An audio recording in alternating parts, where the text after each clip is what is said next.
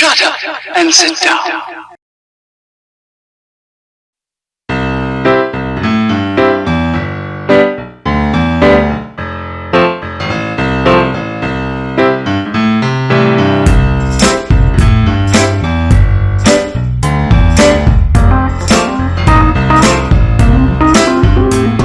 Today we're talking about grit.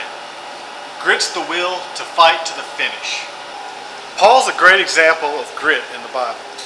On his 3 trips to build the early churches, Paul got sick, he was tortured, and he was thrown in prison.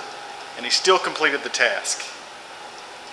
Do you think Paul ever wanted to give up? Do you think he ever questioned what he was doing and the work he was doing for the Lord?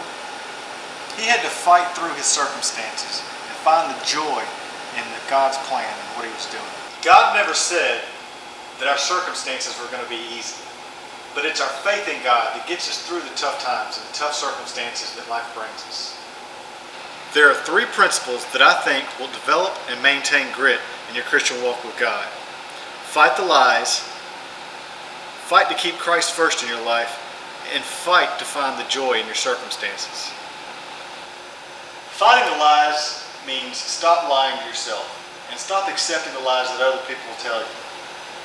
Developing truth and honesty with yourself is the first step in developing your grit as a Christian. The same lies we tell ourselves are the exact same lies that justify our sin. Fighting to put Christ first means putting God's plan and God's work ahead of your own desires and comfort.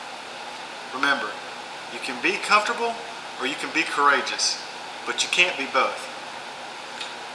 Paul, in his travels and his work, was put in constant uncomfortable situations, and it was some of the most courageous work that was ever done in the history of the church.